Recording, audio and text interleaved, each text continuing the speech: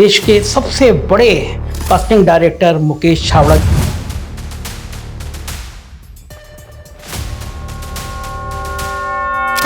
किसी भी बड़े डायरेक्टर को अगर मूवी बनानी होती है तो सबसे पहले वो आपके पास आता है। हिंदुस्तान की हर बड़ी फिल्म में सबसे पहले किसी डिपार्टमेंट में अगर किसी को हायर किया जाता तो शायद मैं ही होता। इस इंडस्ट्री में भी खास तौर से कास्टिंग डायरेक्टर और डायरेक्टर लड़कियों के पॉइंट ऑफ से पूछ रहा हूँ, ये अफवाहें होती हैं। ये आपको अगर आपकी समझ करेक्ट है, आपको सही सर्कल में घूमते हैं, सही लोगों से मिलते हैं तो आप तक कोई गलत नहीं है। आपको अपने आप को इतना एजुकेट करना चाहिए। ये OTT वाला जो चलन है ये अभी भी और कितने समय तक थिएटर को प्रभावित करेगा? फिल्में तो हमेशा चलेगी पर आपको अच्छी पिक्चर बनानी।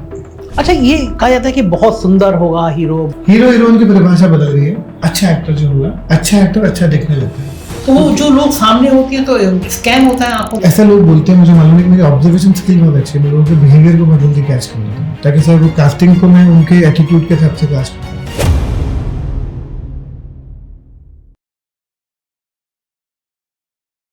नमस्कार, मैं हूं संजय शर्मा। आप देख रहे हैं 4PM न्यूज़ नेटवर्क। आप अगर पिक्चर देखते हैं, मूवी देखते हैं तो आपको बहुत चमकते चमकते चेहरे दिखाई देते होंगे। कई सारे आपके ऐसे फेवरेट होंगे जो आपको उन चेहरों को देख के ही आप मूवी देखने चले जाते होंगे। लेकिन आपको पता है उन चमकते हुए चेहरे के पीछे एक चेहरा और होता है, और कई मायनों में आप बहुत बड़े बड़े जिन नामों को देख रहे होते हैं उनको इस मुकाम तक लाने के लिए एक शख्स ने मेहनत की होती है।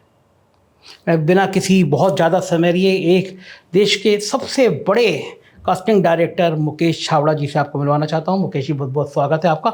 मेरा बड़ा मन था, मैं आपके इंस्टाग्राम पे आपके फ़ोटो देखता था और बॉलीवुड के तमाम बड़े बड़े हीरो हीरोइन के संग आप बहुत स्टाइल में आप भी हीरो नज़र आते थे। मैं ये जानना चाहता हूँ कि आप कुछ जो सफ़र है वो इतना आसान नहीं है। जिस मुकाम पे आज मुकेश छाबड़ा को लोग देखते हैं वो इतना आसान नहीं है। आप खुद अभिनेता भी बनना चाहते थे, आपने पिक्चर भी डायरेक्ट की, और अब आप देश में किसी भी बड़े डायरेक्टर को अगर मूवी बनानी होती है तो सबसे पहले वो आपके पास आता है। थोड़ा सा मैं इस सफ़र के बारे में जानना चाहता हूँ कि यहाँ तक, किस मुकाम तक कैसे आया आप? पहली बात तो बहुत बहुत शुक्रिया संजय भाई, क्योंकि पहली बात तो कंग्रेचुलेशन कि 4PM जो इतना आपसे बातचीत करना था, तो इसलिए मुझे लगा कि यहाँ पर आना बहुत ज़रूरी है, क्योंकि ये चैनल जो है बहुत ही खूबसूरती से सच्चाई को सामने ला के रखता है और पूरे लखनऊ और पूरे यूपी और हिंदुस्तान में इसको इतना पसंद किया जाता है। उसका कारण है आप और आपकी जो सहजता है, आपका जो व्यवहार है और आपकी जो ऑनेस्टी है, ये सब उसका नतीजा है कि जाए। तो मेरा तो एक ही है, पहली बात तो मैं अभिनेता बनने कभी आया नहीं था। मैं हमेशा फिल्म बनाने के लिए यहाँ पर आया था, लेकिन फिल्मों में मैं हमेशा जब डायरेक्टर लोगों को असिस्ट करता था तो मुझे हमेशा अनचाहे और अनकहे एक डिपार्टमेंट देते थे कि बाकी छोटी छोटी कास्टिंग को है डिपार्टमेंट तुम्हारा। किसी का कॉस्ट्यूम डिपार्टमेंट था, किसी का आर्ट डिपार्टमेंट था, किसी का कुछ डिपार्टमेंट था, तो मुझे कास्टिंग का डिपार्टमेंट देते थे। तो रंगे बसंती की मैं बहुत छोटी छोटी कास्टिंग का डिपार्टमेंट संभालता था। उससे पहले बहुत सारी फिल्मों में मैं जब दिल्ली में भी था, नज़दीक TI में भी था, तब भी जितने भी लोग बम्बई में से दिल्ली में ऐड बनाने के आते थे तो मेरे से पूछते कि बच्चा सजेस्ट कर दो।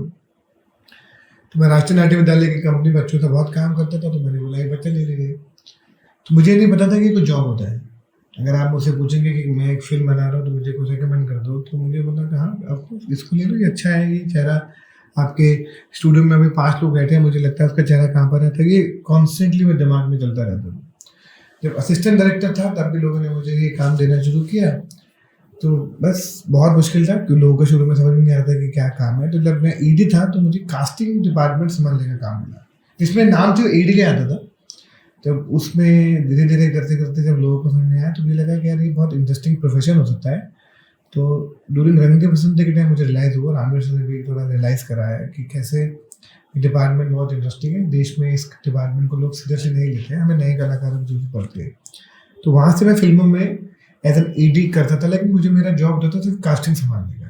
तब भी मैं कास्टिंग डायरेक्टर नहीं था, तो इतनी फिल्मों में ED करता था तो मुझे कास्टिंग, लेकिन धीरे धीरे करके फुल टाइम एक जॉब बन गया। लव आजकल हैपन, तो चिंटू हैपन, अमल हैपन, तो बहुत सारी फिल्में हुई जहाँ पे मुझे कास्टिंग डायरेक्टर का काम करने का मौका मिला, जो पहली बार ही। उससे पहले हमारे देश में तिग्मांशु धूलिया, इन लोगों ने बहुत कमाल की कास्टिंग करी है, जिन्होंने बैंडेड क्वीन और बहुत से नाम किए, लेकिन वो भी तब एसोसिएट डायरेक्टर थे। फिर उनको कास्टिंग क्रेडिट मिला। उसके बाद ये सिलसिला बिल्कुल बंद रहा। तो फिर उसके बाद जब दोबारा ये शुरू हुआ तो फिर मैंने धीरे धीरे इस जॉब को और सिंसियरली करना शुरू किया और फिर गैंग्स ऑफ वासेपुर है। जब एक बार गैंग्स ऑफ वासेपुर दुनिया ने देखी, तो उससे पहले 20-30 फिल्में जो करी थी शायद वो किसी को उतना इम्पैक्ट कास्टिंग का नहीं समझ में आया, लेकिन गैंग्स ऑफ वासेपुर की वजह से बहुत से नए चेहरे आए, तब शायद ये पूरी कहते हैं ना किसी एक जॉब को स्टैंप लग गया हो, किसी पूरे समाज का एक साथ ही कुछ कलाकारों का मंडी आई है, तो वहाँ से शुरुआत हुई और करते करते करते करते आज आपके सामने है। और हिंदुस्तान की हर बड़ी फिल्म में सबसे पहले किसी डिपार्टमेंट में अगर किसी को हायर किया जाता तो शायद मैं ही होता हूँ। प्रोड्यूसर के पैसे आ गए, डायरेक्टर आ गया, राइटर स्क्रिप्ट दे दी, उसके बाद एक ही आदमी फिल्म के अंदर आता है, वो मैं, चाहे वो नया टैलेंट चाहिए हो, चाहे स्टेबल एक्टर चाहिए हो, या कम्प्लीटली न्यू हो, जो मिक्स तो करते करते। और आज लगभग कुछ 350 से ऊपर पिक्चर कर चुके हैं, 100-150 और 150 से ऊपर शो कर चुके हैं, जिसमें आप जितने बड़े शो देखेंगे, चाहे फैमिली मैन हो, चाहे दिल्ली क्राइम हो, फैमिली 1-2, चाहे फर्जी हो, चाहे महारानी हो, चाहे स्कैम हो, चाहे स्कूप हो, आप जिस शो की बात करोगे हमारे, जो फिल्म की जितनी भी बात करेंगे आप, चाहे सिकंदर जो आज रिलीज हुई है वो भी, चाहे आप उसकी बात करें, चाहे पुरानी हो, वासीपुर हो, काय पोचे हो, कहते हैं जितनी फिल्मों का आप नाम ले, चाहे दंगल हो, चाहे चिल्लर पार्टी हो, चाहे डीडे हो, चाहे अभी रामायणा बन रही हो, चाहे हाउसफुल हो, चाहे बागी हो, चाहे लैला मजनू हो, चाहे रॉकस्टार हो, तमाशा हो, हाईवे हो, जितनी फिल्मों के बारे में आप बात करोगे तो सबके अंदर हम पार्टी हाँ उसके हिस्से रहे हैं। बहुत अच्छा लगता है कि इन सब फिल्मों का हिस्सा हर डायरेक्टर साथ में काम करना चाहता है और ये बहुत खुशकिस्मती है। मुकेश भाई 12th के बाद में ना आदमी का मन होता है, माँ बाप 12th से ज़्यादा 12th फेल भी मुझे आता है, इसलिए 12th के बाद मन करता है आदमी का, मतलब माँ बाप का लगता है कि बेटा इंजीनियर बन जाए, डॉक्टर बन जाए, बच्चे भी लाइन लेने लगते हैं। तो ये फिल्मों का कीड़ा जो है कि फिल्म इंडस्ट्री में जाना है, आई थिंक मेरे पिताजी की तरफ से आया है। मेरे घर में ऐसा कुछ प्रेशर नहीं था कि डॉक्टर इंजीनियर बनना है। मेरे पिताजी शायद एक साधारण मतलब एक सरकारी नौकरी करते थे government of India press Delhi में, लेकिन वो गाने के बहुत शौकीन थे। उन्होंने मेरी जो बड़ी दीदी है उनको गंधर्व महाविद्यालय में संगीत सीखने के लिए वहाँ भी डाला था, और मुझे राष्ट्रीय नाट्य विद्यालय की टीआई में आया था, स्टूडेंट समर वर्कशॉप भी कराया था। उन्होंने बोला था कि बेटा देख इतने पैसे तो है नहीं, सबसे सस्ता जो एक चीज़ है वो है 50 रुपये की वर्कशॉप। दुनिया में सबसे सस्ता जो किसी चीज़ को सीखा जा सकता है वो है नाटक, लेकिन उसको सीखने की जो इच्छा होती है वो सबको सिखाना है। तो बस वो नाटक करने की उम्मीद से घुसे थे, वहाँ से फिर वो कीड़ा जो है वो पूरा का पूरा फिल्मों की तरफ, नाटक की तरफ चला गया। उसके बाद ही तो पढ़ाई उसी आसपास रही, श्री राम तक गए, राष्ट्रीय नाट्य विद्यालय रहे, तो सब उसी आई थिंक पिताजी का बहुत बड़ा हाथ है कि उन्होंने हमें 94-95 में समर वर्कशॉप में डाल दिया था, राष्ट्रीय नाट्य विद्यालय की संस्कार वर्कशॉप, जिसके बाद उसी कंपनी में हमने पढ़ाई खत्म करने के बाद नौकरी किया। आई थिंक उसी कंपनी में नौकरी की। कितने रुपए की शुरुआत की? पहली नौकरी वही थी एनएसडी की कंपनी। आई थिंक वही नौकरी थी, 8,000 रुपये सैलरी थी। अच्छा, तो वो मैक्सिमम मेहनत करने के बाद 12-13 तक तो पहुंच गए थे। 12-13 सोचो ये इतनी कम स्कॉलरशिप, इतने कम पैसे पे जिस बच्चे को सिखा रहे हैं वो सबसे बड़ा करोड़पति अरबपति आदमी हो जाएगा। अरबपति बनना है अब आपके साथ। वो मुझे पता है कि आप बताते नहीं अपनी आमदनी, इसीलिए मैं धीरे धीरे उधर की तरफ ला रहा था कि नहीं आप ले आइए अपनी नजर भी हो जाए। ऐसा नहीं है, चैट जीपीटी में मैंने पूछा कि मुकेश छाबड़ा की आमदनी, तो उसने बताया कि करोड़ों में। ग्रोक से पूछना ऐसे में भी लिखूं क्या? ऐसा आता है कि तो चैट जीपीटी नहीं है, उसमें ऐसे लिखने से आ जाते कि पैसे कैसे कमाए जाते भी बता दो। उसने कहा है कि मुकेश छाबड़ा को सीख लो, पैसे कैसे बरसते हैं। मुझसे एक जने ने बहुत आपके बारे में बातचीत हो रही थी, बड़े अच्छे डायरेक्टर हैं। उसने कहा कि मुकेश छाबड़ा जब सुबह उठते हैं और जिस समय तक हम लोग उठ के तैयार हो रहे थे तब तक मुकेश छाबड़ा 10-15 लाख रुपए रोज कमा चुके थे। तो मुझे लगा कि लोग दुनिया में ऐसे भी होते हैं, लेकिन आज पता चला कि इतनी कम पैसे में जिंदगी शुरू करके एक थिएटर की नाटक नौकरी करके। मुकेश भाई जब यहाँ पे आए थे, लोग कहते हैं अब तो बाकी लोग संघर्ष कर रहे हैं, आपका जीवन में उतना संघर्ष वाला था? बहुत है। मैं भी यहाँ पर NNP कॉलोनी गोरेगांव में, क्योंकि क्या है कि एडी होते हैं आपको पैसे बहुत कम मिलते हैं, आपको काम की तलाश होती है, एक फिल्म उससे कब बनेगी। तो मैं 8 लोगों के साथ यहाँ पे रहता था एक कमरे के अंदर। मेरे को भी एक कमरे में 8 लोग मतलब कमरा इससे भी आधा होगा, 10 बाई 10 होता है। वहाँ पे NNP कॉलोनी गोरेगांव में मैं, मेरे दोस्त धीरू, विकी, अमित, मामा, बहुत सारे लोग उस कमरे में रहते थे। और मेरी पहली दिवाली शहर में जो मेरे जेब में 50 रुपये थे, और मतलब मैं हमेशा लोगों को ना अपनी स्टोरी बताते हुए अजीब सा लगता है, मुझे लगता है हर आदमी की स्टोरी वैसी ही होती है। बस हम थोड़े जैसे हम थोड़े पॉपुलर हो जाते हैं तो हमारी कहानी बहुत इंस्पिरेशनल है, लेकिन उनकी सबकी सेम है। क्योंकि बेचारे उसी जिंदगी खत्म हो जाती है। हाँ वो खत्म, लेकिन मेरे आसपास जितने भी लोग थे सब वैसे ही जी रहे थे, तो हम बड़े खुश रहते थे। मुझे लगा था ऐसी तो लाइफ होती है। हम जैसे हम जब दिल्ली में एक सरकारी क्वार्टर में रहते थे तो सब खुश हो कि सभी क्वार्टर में रह रहे हैं, हाँ। तो आपको एहसास नहीं होता कि वहाँ पे हायरार्की सिस्टम नहीं होता है। जब मैंने बोला कि मैं रह रहा था तो सारे आसपास के दोस्त या स्ट्रगल के नाटक के सब इस पास ही रह गए, तो तब से इसी जीवन होता है।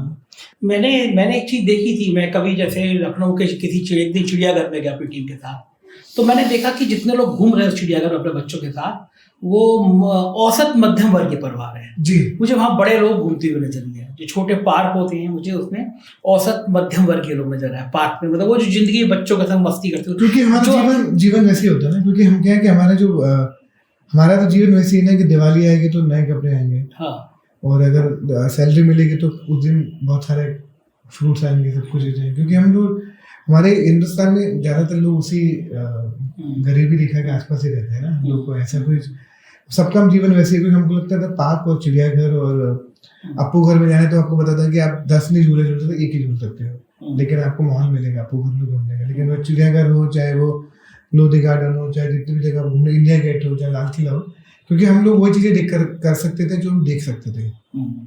क्योंकि बाकी चीजें करने के लिए पैसे, लाल किला देख सकते हैं, जंतर मंदिर देख सकते हैं, इंडिया गेट देख सकते हैं, तो चिड़ियाघर देख सकते हैं। तो जो काम में सिर्फ देखने के एंट्री टिकट लगती है, उसके बाद आपको खाने में इतना, क्योंकि इतने पैसे थे नहीं, और वो पिकनिक की आदत थी कि घर से खाना बना के ले जाएंगे और पार्क में बैठ के खाएंगे। हम सब उसी परिवार से आए। अच्छा, वो मैं ये देखता हूँ कभी कभी कि जो उस समय में 1 रुपए का 2 रुपए के खीरे में नींबू डाल के मिलते थे या चाट मिलती थी, पैसे मिलते थे, वो अब आप इतने सक्षम है कि आप दुनिया के किसी भी देश के किसी भी महंगे होटल में खाना खाए, मजा किसमें आता था? नहीं, मैं अभी भी दिल्ली जाता हूँ तो मैं अभी चांदनी चौक के वो कांजीवाड़ा खाने जाता हूँ।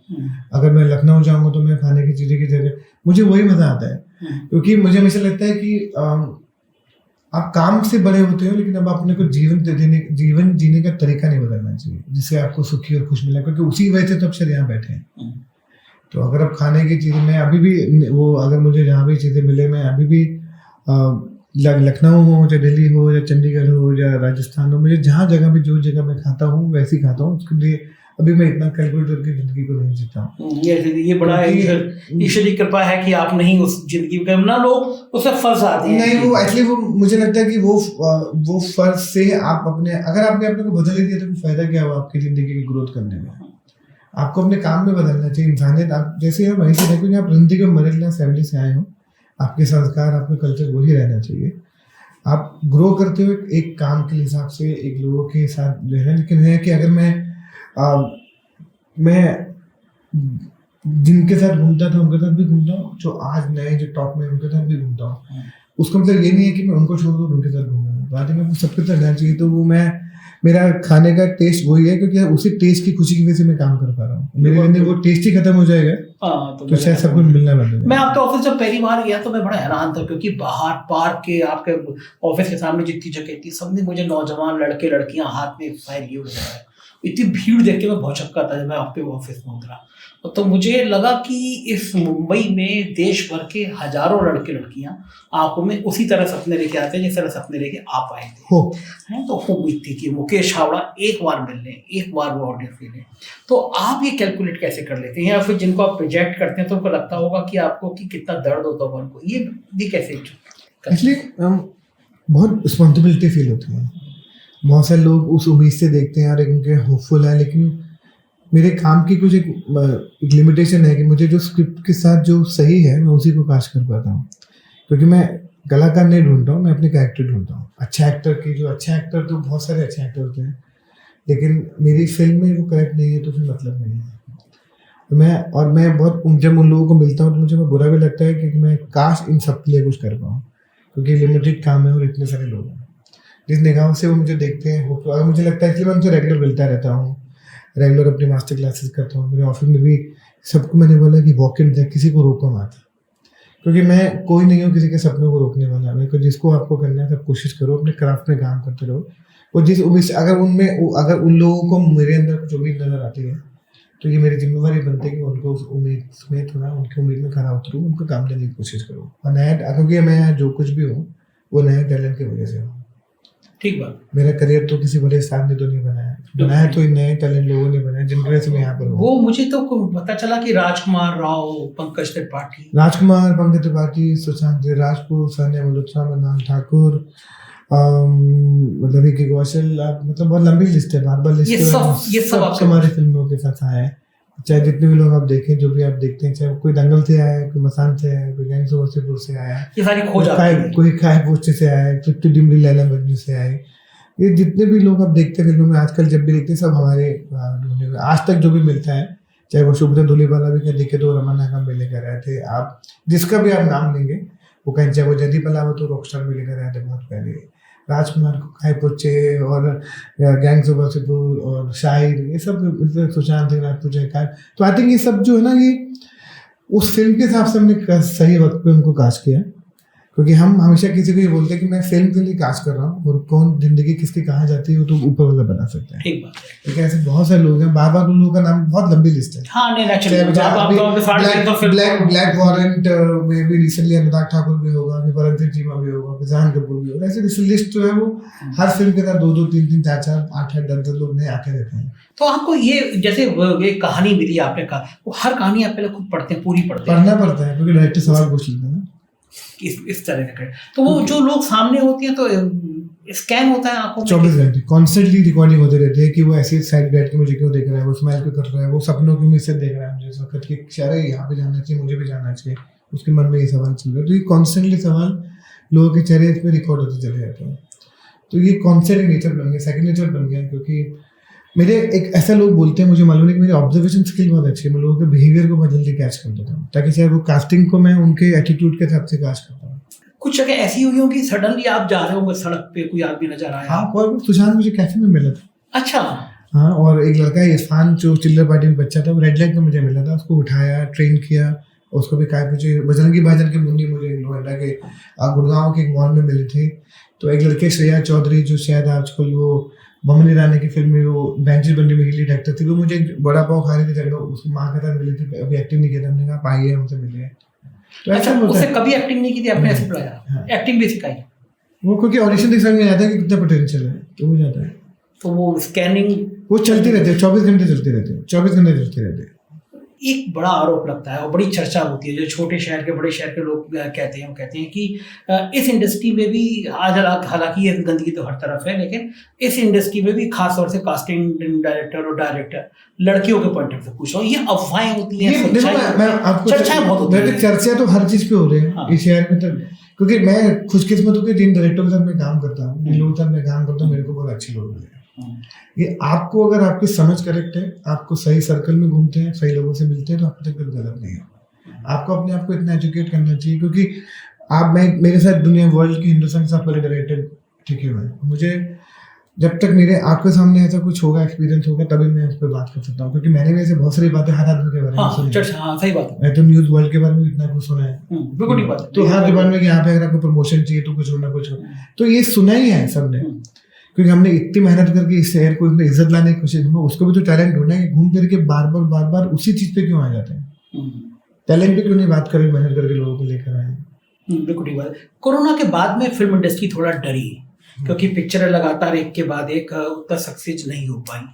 क्या अभी भी बॉलीवुड उस स्टेज पे खड़ा हुआ है? पिक्चर बनाने के नाम पे आदमी को डर लगने लगा है कि पिक्चर बनाएंगे, और आदमी को डर तो है थोड़ा, क्योंकि वो कोरोना हो या कोरोना नहीं हो, उससे पहले उसके बाद में अच्छी पिक्चर बनानी पड़ेगी, पिक्चर अच्छी बनानी पड़ेगी। अब हम किसी भी तरह का किसी भी चीज़ के एक्सक्यूज नहीं दे सकते हैं। ऑडियंस बहुत स्मार्ट है, जो जनता है वो समझती है, बोलते मैं अच्छा सिनेमा देख रहा हूँ, क्योंकि हम अपने घर से उठ के एक फिल्म को देखने के लिए जा रहे हैं। अगर एक परिवार को, मध्य वर्ग के परिवार को भी पिक्चर देखना है तो 1000 रुपये तो चाहिए, 5-4 बोलो पिक्चर देखने के लिए चाहिए, चाहे कुछ खाएं। अगर वो एक जिसकी ज़िंदगी में जो तनख्वाह है वो उसी से घर चलता है, तो उसको 1000 रुपये सोच के खर्च करने हैं।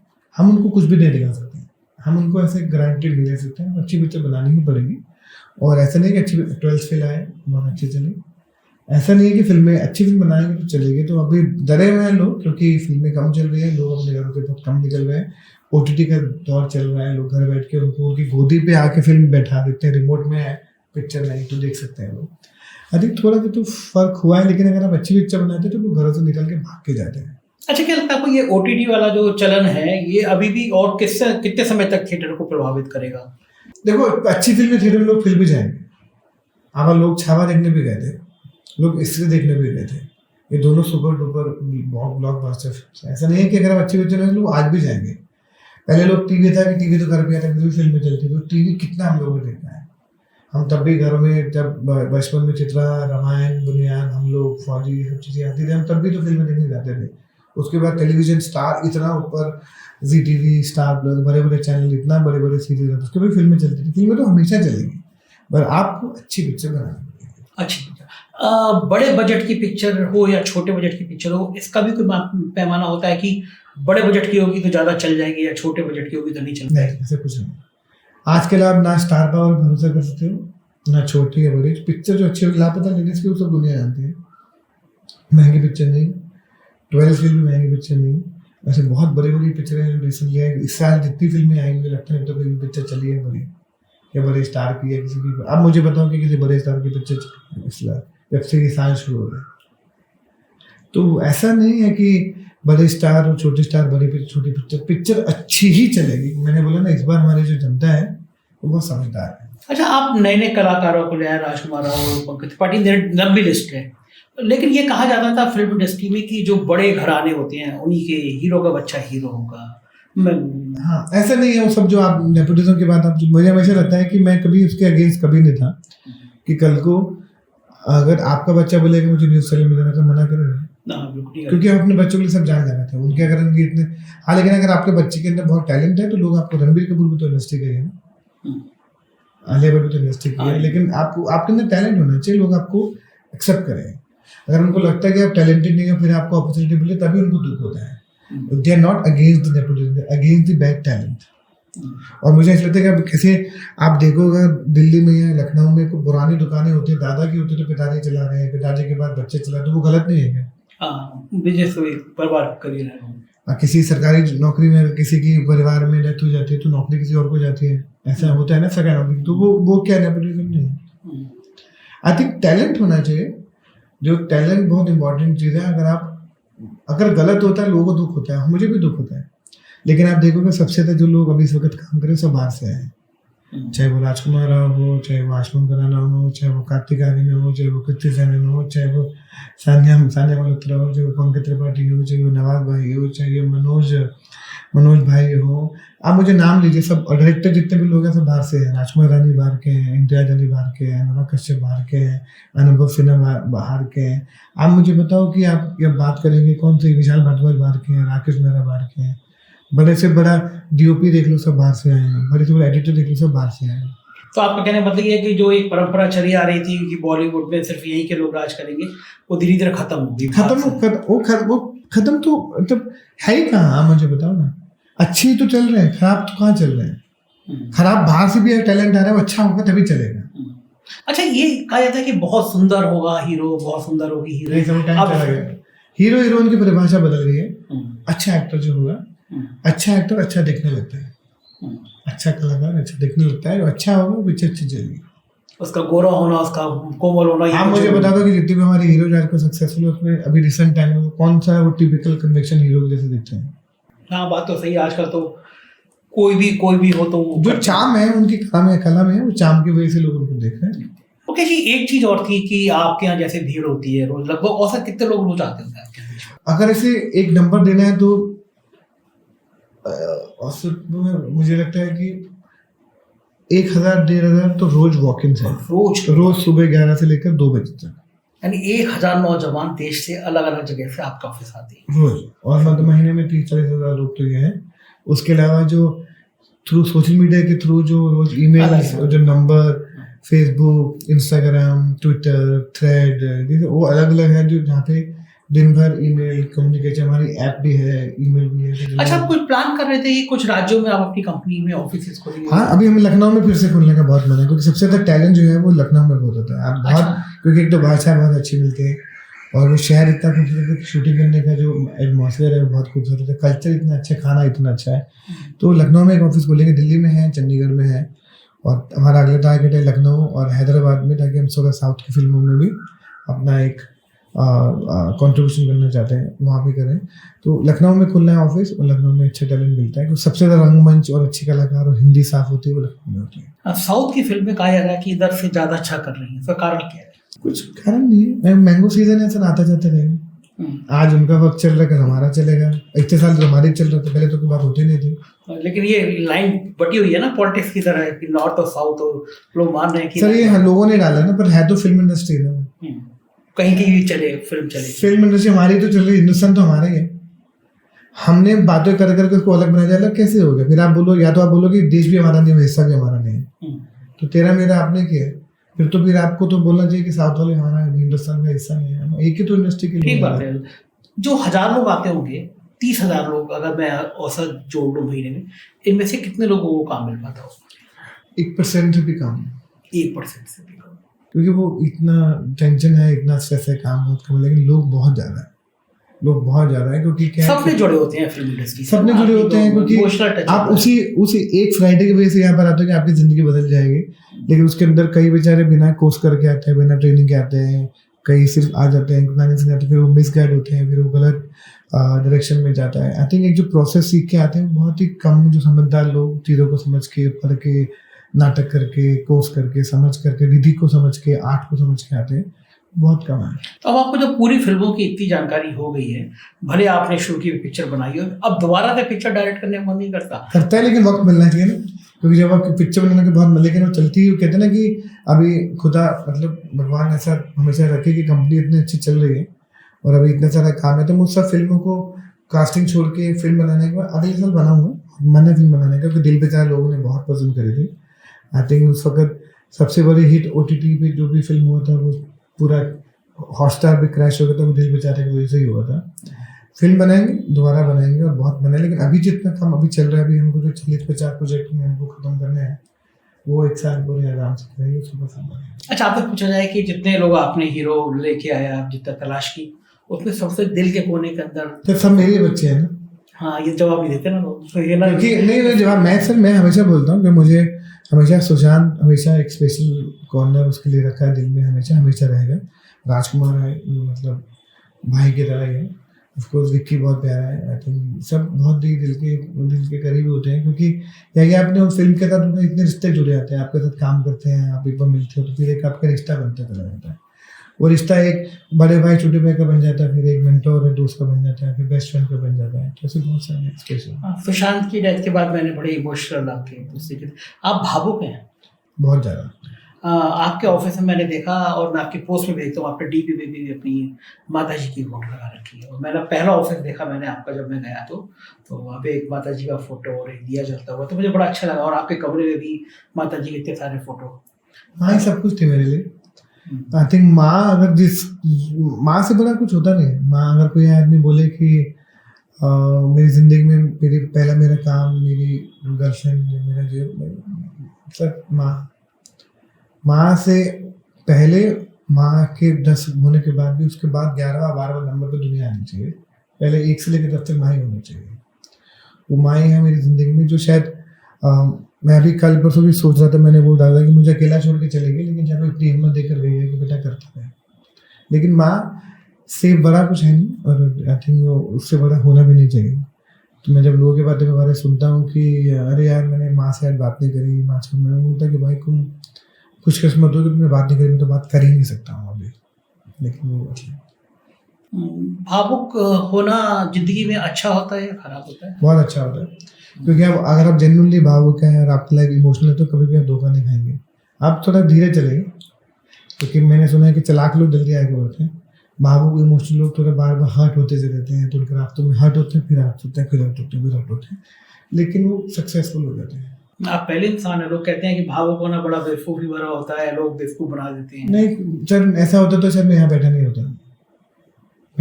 होता। मतलब मैं अगर आपको बताऊं कि अब जो भी आश्वन से बात करेंगे वो भी बहुत भावुक है, अगर आप विक्की से बात करना वो कितना भावुक है, अभी आप राजकुमार के साथ रहना कितना भावुक है।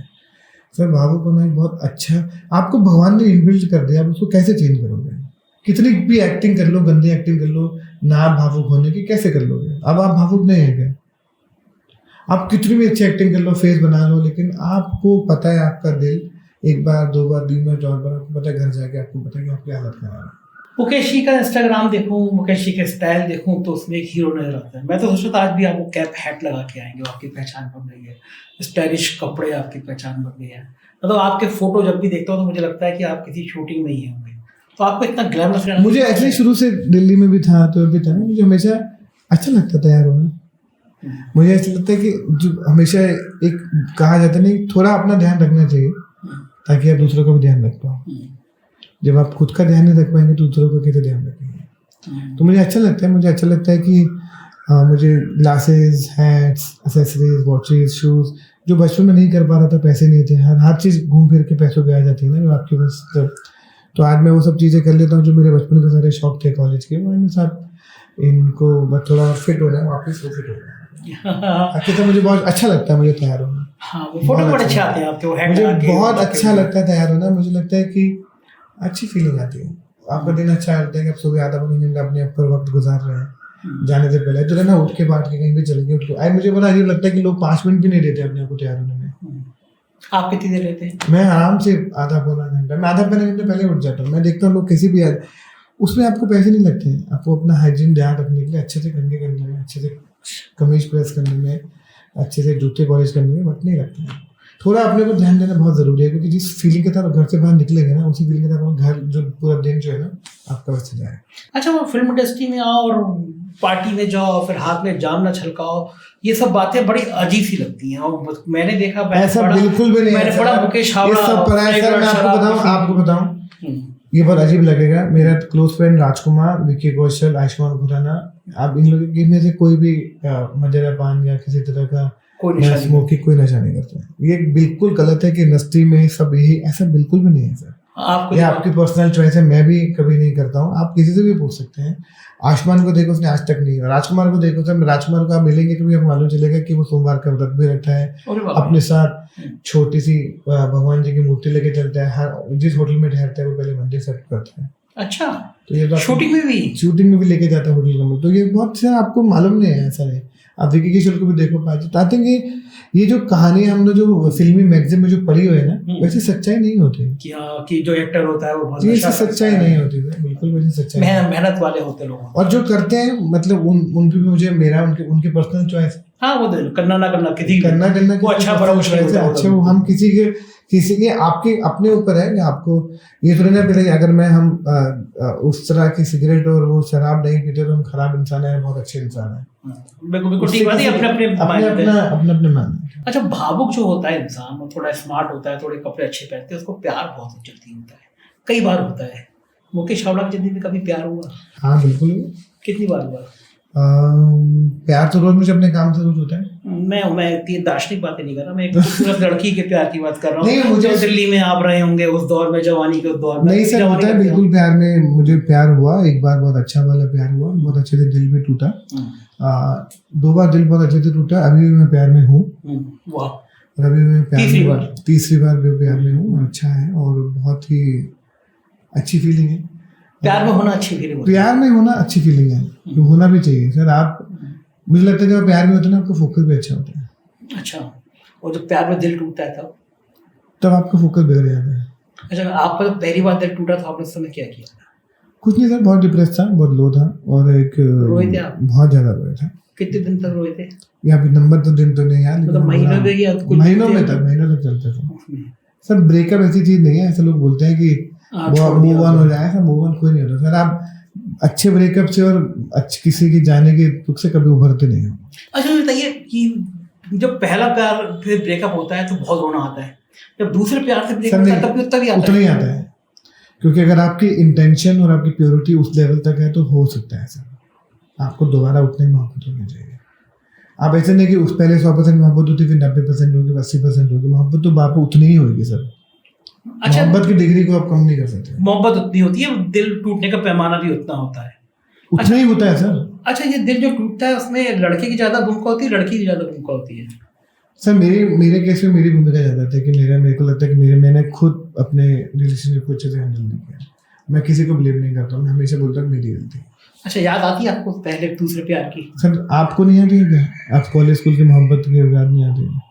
आप कैसे भूल सकते प्यार किया? मतलब आप सुनने के भूल जाओगे अपनी जिंदगी से? आपकी जिंदगी में जो चैप्टर चला गया ना सर, वो भुला नहीं सकते आप इग्नोर कर सकते हो, भुला नहीं सकते हो।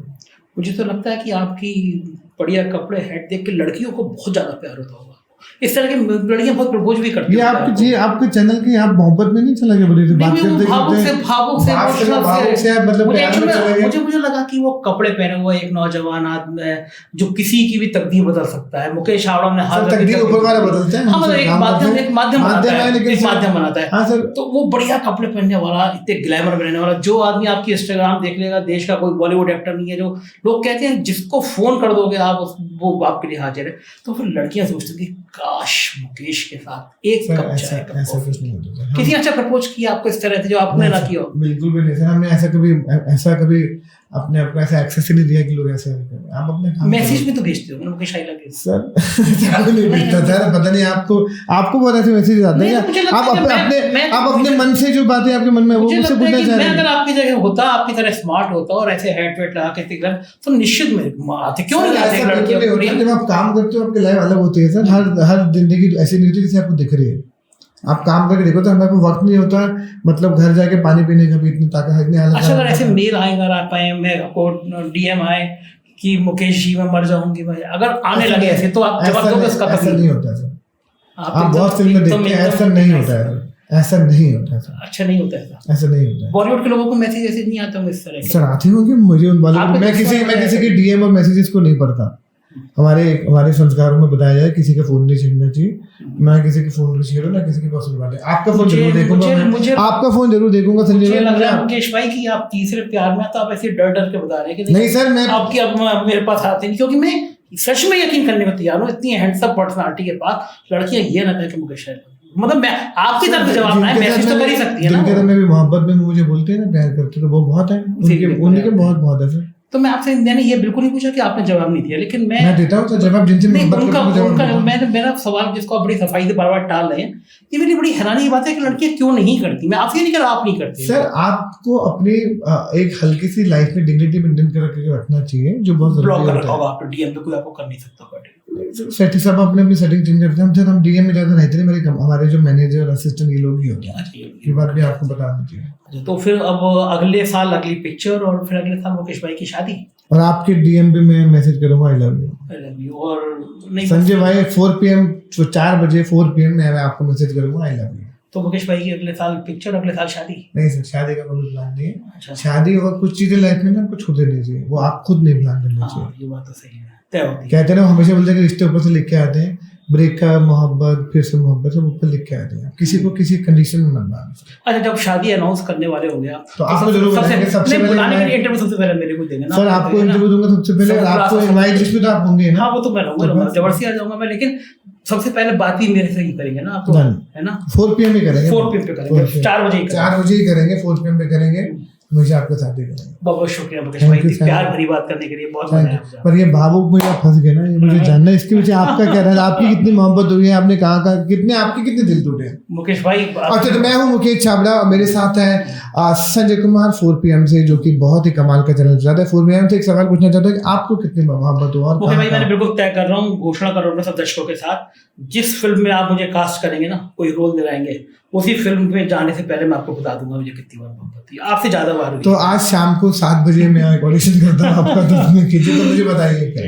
पर बहुत बहुत अच्छा लगा आपसे बात करके, थैंक यू वेरी मच।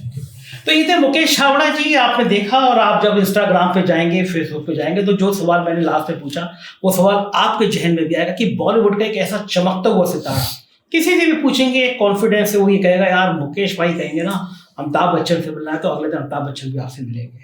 तो ये शख्सियत एक छोटे से शहर से दिल्ली में मेहनत, और आपने सुना जो सबसे प्यारी चीज़ मुझे इस इंटरव्यू में लगी, जो मैं हमेशा नौजवानों से कहता हूँ कि सपने देखना जरूरी है, लेकिन सपने देखने के लिए फिर आंखों से नींद का गायब हो जाना भी जरूरी है। एक छोटे से कमरों में 10 लोगों के साथ रहने का जब आपके अंदर हौसला आ जाए, तब कोई मुकेश छाबड़ा बनता है। मुझे इंतजार रहेगा, बातचीत कैसी लगी जरूर बताइएगा, चैनल को सब्सक्राइब ज्वाइन कीजिएगा। शुक्रिया, थैंक यू।